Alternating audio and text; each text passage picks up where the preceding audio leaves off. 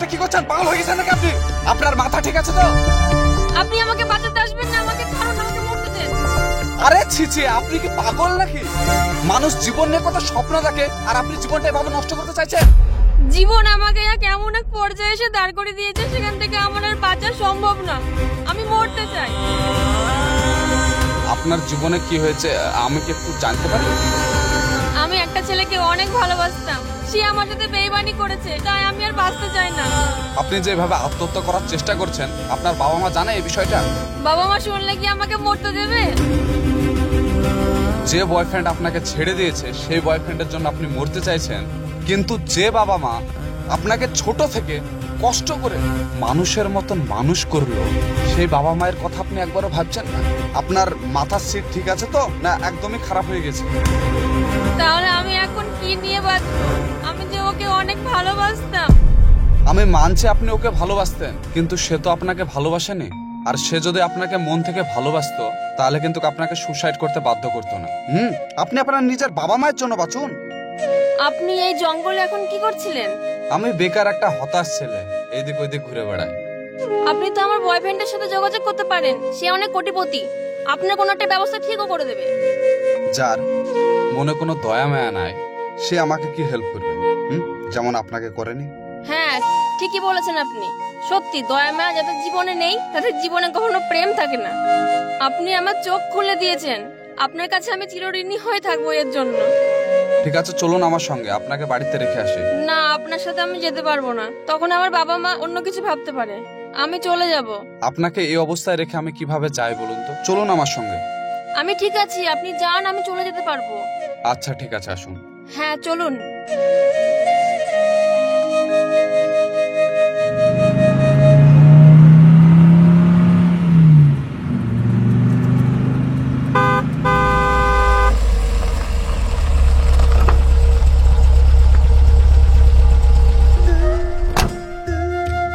কিরে, রাস্তায় কি করে বেড়াচ্ছিস?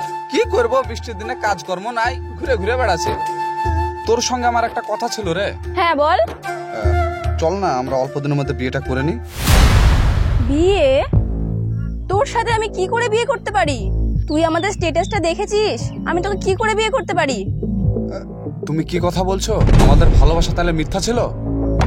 দেখ, ভালোবাসাটা মিথ্যা ছিল না, কিন্তু তোর সাথে আমি এত বছর ধরে রিলেশনে, তুই না কোনো চাকরি করলি, না কোনো ব্যবসা করলি, আমাদের সম্পর্কটা আমাদের বাড়ি থেকে মেনে নেবে রে।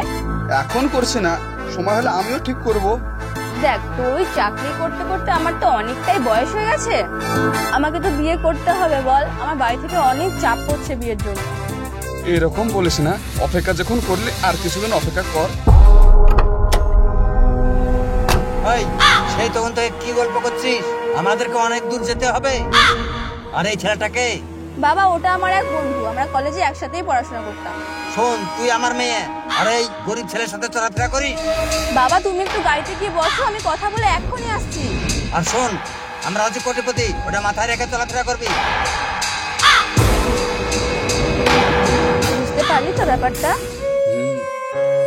তোরা কোটিপতি, তোরা হচ্ছিস বহুরূপী। কখন কি রূপ দেখাস বোঝা খুব মুশকিল। দিন একদিন আমারও আসবে, দেখিস। দেখ, তোর ওই দিন আস্তে আস্তে আমার মনে হয় আমার বিয়ে হয়ে আমি 2 ছেলে মেয়ের মা হয়ে যাব। তুই এক কাজ কর, তোর জন্য বেটার হবে, আমার জন্য বেটার হবে, তুই আমাকে ভুলে যা। আমি তোকে এতটা ভালোবাসি, কি করে ভুলে যাব বলতো? এই যে তোর হাতে এই পাটগুলো আছে না, দেখ আশেপাশে অনেক গাছ আছে, তুই গিয়ে এটাতে গলায় দড়ি দিয়ে মরে যা। তুই অটোমেটিক আমার কথা ভুলে যাবি, ভিখারি কোথাকার।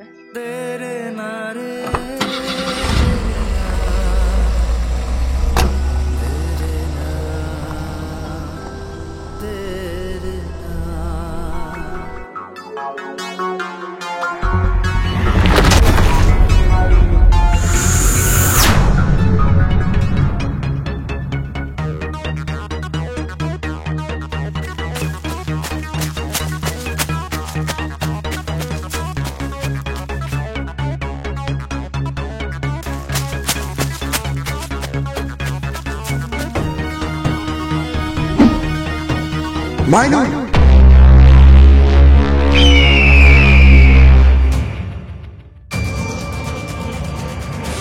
কে?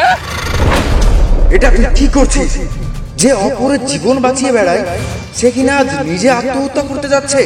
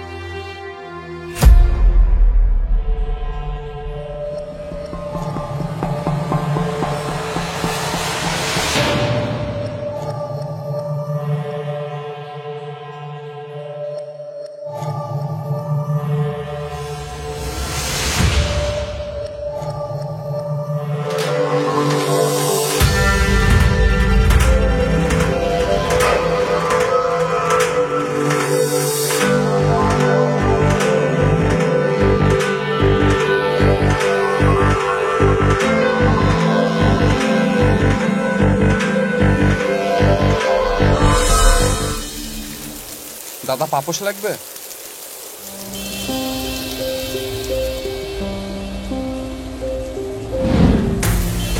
দাদা পাপোশ লাগবে? আমার নিজের হাতে তৈরি, খুব ভালো হবে, একটা চেক করে নিতে পারেন।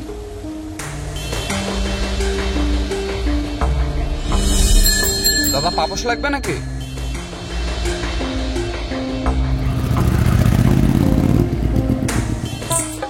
দাদা পাপোশ লাগবে নাকি? আমার নিজের হাতেই তৈরি। লাগবে তো আমার একটা পাপোশ। দেখেন কোনটা নেবেন? এটাই নেবো। কত দাম এটা? 100 টাকা। 100 টাকা।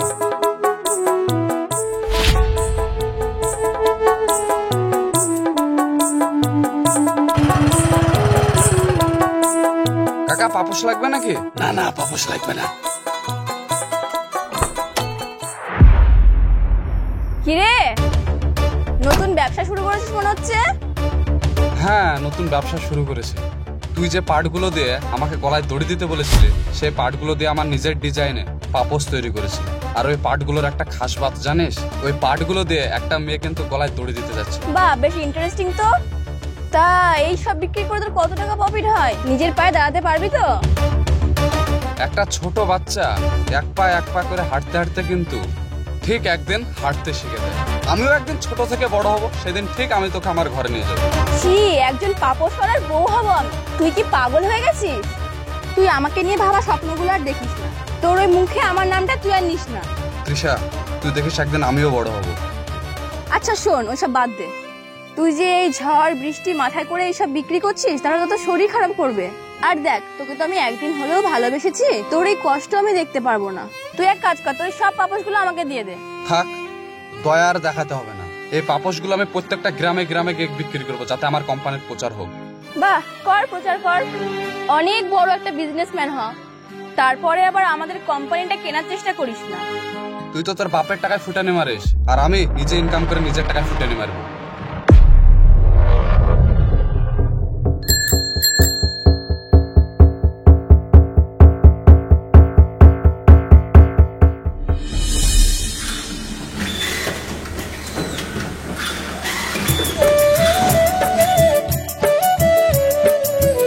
চলছে তো ভালো কাজ?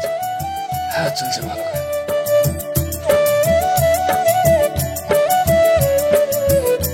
ম্যানেজার বাবু। আরে স্যার, বসুন বসুন বসুন। আরে ঠিক আছে ঠিক আছে, কোনো অসুবিধা নেই।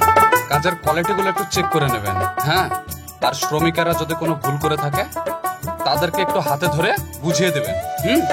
না স্যার, ভালোভাবেই দেখাশোনা করি। আর সবচেয়ে বড় কথা, এরা কাজ খুব ভুল কম করে, নিজের মতো ভাবে কাজ করে, তো ওই জন্য স্যার। তাই যারা কাজকে ভালোবাসে তারা অবশ্যই এর প্রতিদান পাবে। যতটা পারবেন ভালো করে বুঝিয়ে দেবেন। এরা শুধু শ্রমিক না, এরা হচ্ছে আমাদের বাবা মা। এদের সঙ্গে ভালো করে ব্যবহার করবেন। না না স্যার, আপনি কেন খারাপ ব্যবহার করবো বলেন? আমরা তো গরিব মানুষ, পেটের দায়ে আপনার কাছে কাজ করতে এসেছি, কেন খারাপ ব্যবহার করবো বলেন? আর যদি কোনো সমস্যা হয় শ্রমিকদের, ডাইরেক্ট আপনি আমাকে বলবেন। হ্যাঁ, দেরি করবেন না যেন। স্যার, সমস্যা একটা হয়েছে। আমাদের ফ্যাক্টরিতে যে অ্যাসিডেটের ওষুধটা ছিল, সেটা স্যার শেষ হয়ে গেছে। ওই ওষুধটা আনাতে হবে। এটা খুব ভালো সমস্যা। ঠিক আছে, আমি ফার্মেসিতে বলে দিচ্ছি, আপনি যে কোনো একটা সময় করে নিয়ে চলে আসবেন। আচ্ছা ঠিক আছে স্যার, আমি কাজ শেষ করে ওষুধটা নিয়ে আসবো। ঠিক আছে স্যার, এই যে স্যার দেখুন সব ঠিকভাবে কাজ হচ্ছে। স্যার এগুলো আজকেরই বানানো, খুব ভালো কোয়ালিটি। চাচিরা ভালো আছেন? কাজ কাম কেমন চলছে? পেমেন্ট ঠিকঠাক পাচ্ছেন তো? ভাবছি সামনের সপ্তাহ থেকে আপনাদেরকে একটু এক্সট্রা টাইম দেব। এক্সট্রা যে 1 ঘন্টা কাজ করবেন সেই টাকাটা আপনারা সঞ্চয় করে রাখবেন। হ্যাঁ, মন দিয়ে কাজ করেন। যদি কোনো সমস্যা হয় তো ডাইরেক্ট আমাকে জানাবেন, বা ম্যানেজার বাবু আছে ম্যানেজার বাবুকে স্যার বলবেন। এদের কোনো অসুবিধা না, খুব ভালোভাবেই কাজ করে। হ্যাঁ স্যার। আচ্ছা স্যার দিচ্ছি। স্যার দার্জিলিং থেকে আমাদের এজেন্ট ফোন করেছে, কি বলছে দেখেন। আপনি বলেন লেবারের সঙ্গে কথাবার্তা বলছে, রাত্রিতে ফোন করতে। আচ্ছা স্যার। হ্যালো, বলছি স্যার মিটিং এ আছে, হ্যাঁ আপনাকে রাত 10টার পর কল করি। আচ্ছা ঠিক আছে স্যার, রাখছি। বলো ভাই, কাজ কেমন চলছে? হ্যাঁ ভালো চলছে। ভালো চলে ভালো, ভালো করে কাজ করো। জল আছে? জল, এই জল লাগবে? জল দিব নাকি?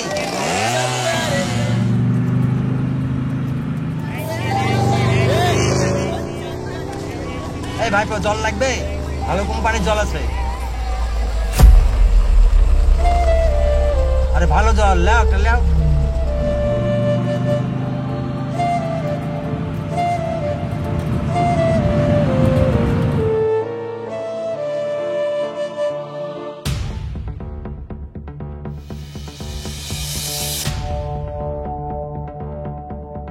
হ্যালো,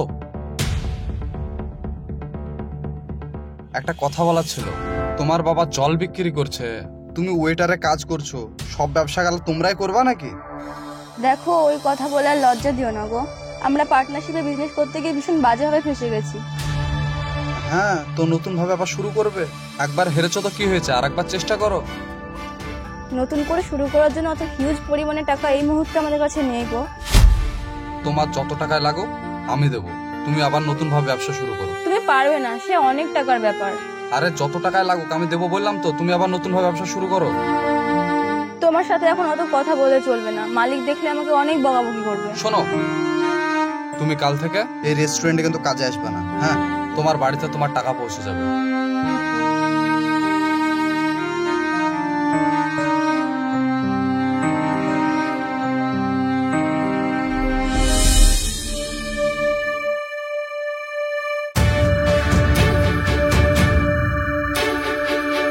বসুন, বলুন আপনি কিভাবে মাল নিতে চাইছেন? স্যার আপনার ফ্যাক্টরিতে যত মাল তৈরি আছে সেই মালগুলাই আমি সব একাই নিতে চাই। দেখুন, ওইভাবে তো আমরা মাল দিতে পারবো না, আমাদের আরো এজেন্ট আছে, কম বেশি আমাদেরকে সকলকেই দিতে হয়। দেখুন স্যার, আপনার মাল বিক্রি বলেই কথা, সেখানে মালগুলি যদি আমি সব একাই নিয়ে নিই তাহলে আপনার সমস্যাটা কোথায়? দেখুন, আমি চাই গোটা ভারতের মধ্যে আমার প্রোডাক্টের নাম হোক। আমার মালের যথেষ্ট কোয়ালিটি আছে এবং চাহিদাও আছে। সেই জন্য তো স্যার আপনার মালগুলো আমি একাই নিতে চাইছি। মাফ করবেন, এখন আপনি আপাতত অল্প করে নিয়ে যান, আমি আরো ফ্যাক্টরি করছি, তখন আপনি আপনার ইচ্ছা মতন নেবেন। ঠিক আছে স্যার, আপনার কথাই হলো। আচ্ছা ম্যানেজার বাবু, হ্যাঁ স্যার। এই ভদ্রলোককে কয়েকটা স্যাম্পল দেখান। আপাতত যতটা চাইছেন দেন, বেশি দেবেন না। আচ্ছা স্যার। স্যার আমার সঙ্গে ওই ঘরে চলুন। চলুন। আসুন স্যার। কিরে, তোর বয়ফ্রেন্ডের তো পাত্তাই নেই, আসবে না নাকি? বন্ধু, অন্তরের ভালোবাসা আসবে আসবে, একটু ওয়েট কর। ভালোবাসা আবার অন্তরের হয় না। ভালোবাসা অন্তর থেকেই হয়, দেখা যায় না, শুধু ফিল করতে হয়। থাক, তোর আর কাব্য বলতে হবে না, দেখাই যাক আসে কি আসে না। ওই দেখ, আমার অন্তরে ভালোবাসা চলে এসেছে।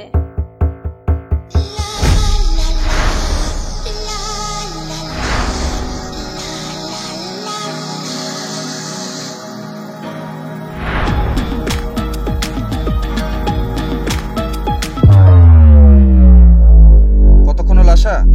এই তো কিছুক্ষণ হলো। আমার বান্ধবীর সাথে তোমাকে পরিচয় করে দিই, আমার বেস্ট ফ্রেন্ড তিশা।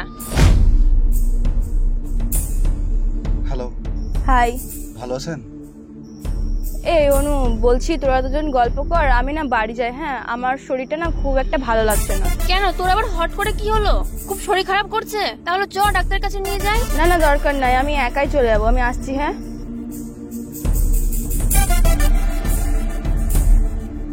ওর দিকে তাকিয়ে কি দেখছো? না, আমি ভাবছি আমি এলাম আর হঠাৎ করে শরীর খারাপ করে গেল, এটাই ভাবছিলাম। জানো তো তিশা খুব ভালো মেয়ে। মানুষের মন বোঝা কিন্তু খুব মুশকিল। কিছুটা বোঝা যায়। মন দেখে চরিত্র বোঝা যায় না। আচ্ছা ছাড়ো, বাদ দাও, কিছু অর্ডার করো, খাই। ওয়েটার,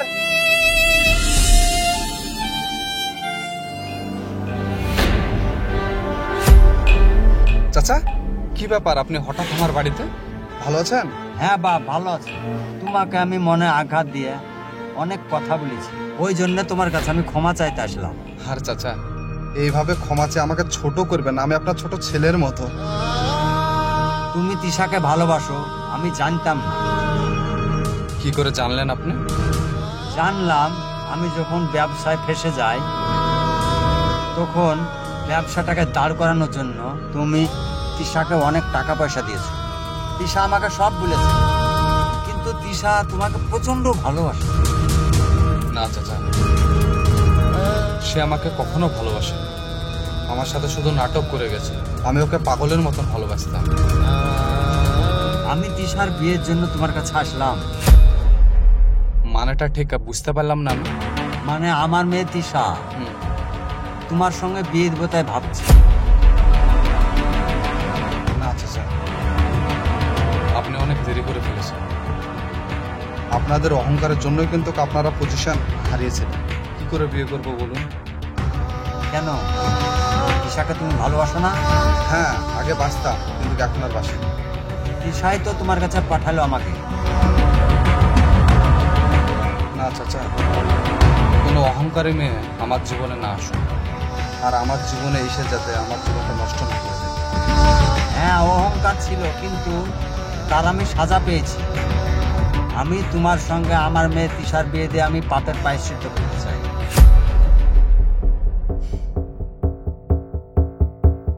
না চাচা, আপনি তিশাকে গিয়ে একটা কথা বলবেন। আপনি গিয়ে তিশাকে বলবেন যে কোনো অহংকারী নারী যেন আমার জীবনে না আসুক, আর আমার আগামী প্রজন্ম যেন কোনো অহংকারে না হোক।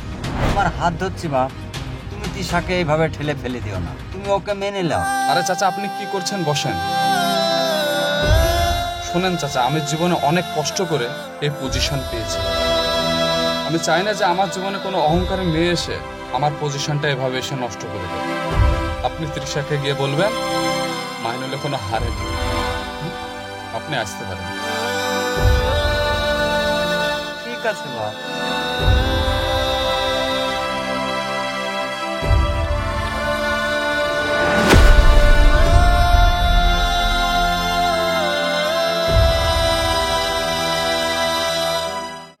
মানুষের যদি জেদ থাকে এবং পরিশ্রম করে, তাহলে সে এক না একদিন ঠিক এগিয়ে যাবে। আর জীবনে কোনো কাজকে ছোট ভাববেন না, সেটা ছোট হোক বা বড়। মানুষে অনেকে অনেক কথা বলবে, কারোর কথায় কান না দিয়ে আপনি আপনার কাজ করে যাবেন। পরে দেখবেন সেই মানুষগুলোই গিরগিটির মতন রং পাল্টাচ্ছে। সো ভালো থাকবেন, সুস্থ থাকবেন। দেখা হচ্ছে আপনাদের সঙ্গে আবার নেক্সট ভিডিও।